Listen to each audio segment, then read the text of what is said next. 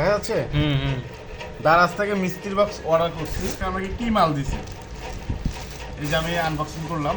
একটা আতর দিছে যেটা দাম 50 টাকাও নাই ধরলাম, এটা 20 টাকাও না, এটা আমার প্রয়োজনে পড়ে না, দেখ 20 টাকা ধরলাম।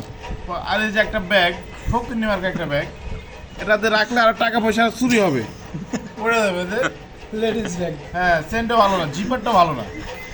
তাহলে কত হইলো? 50, 20, 70, আর এটার দাম 20 টাকা। 70 আর বেশি কত? 90 টাকা।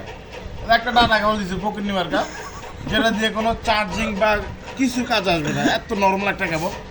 10 টাকা দিলে এমনি দিলাম, এটা নিব না, কারণ আমার ডিভাইস নষ্ট হবে এটা ব্যবহার করলে। যাক আমি দিলাম 10 টাকা, কত হয়েছে? 100 টাকার মাল। এই যে একটা মানি ব্যাগ, লেখছি কি সিআইডি, মানে এত নর্মাল একটা মানি ব্যাগ মানুষ ব্যবহার করবে জীবন। আপনারা জানেন যে আমার লেদারের মানি ব্যাগ আছে, জাস্ট এই যে মানি ব্যাগটা, এটা কোন ব্যবহার করার যোগ্য হয়েছে? তাহলে সব মিলে আমি পাইলাম, এটা যদি 50 টাকা হয়, সব মিলে আমি 150 টাকা মাল পাইলাম। তাহলে আপনারা বলেন যে আপনারা যারা দারাজ থেকে যে মিস্ত্রি বক্স অর্ডার করেন, এই যে আমি 450 টাকা দিয়ে আমি মাত্র 150 টাকার মাল পাইলাম, তা আমার লাভটা হলো কোন দিক দিয়ে? আর যে মালগুলো পাইলাম এগুলো প্রোডাক্টও ভালো না।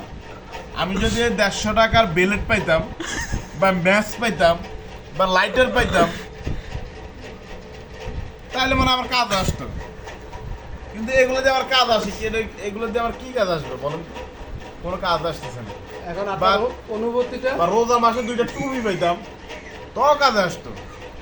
এই যে বাটপারি ব্যবসা দারাজ মানুষের সাথে করে, এটা একটা প্রতারণা।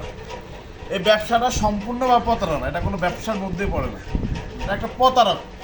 আমি বলবো যারা মিস্ত্রি বক্স অর্ডার করেন, দয়া করে এগুলো করবেন না, আপনাদের টাকাটাই নষ্ট হবে। আমি 450 টাকা দিয়ে আমি 100 টাকার মালও পাইনি। ধন্যবাদ।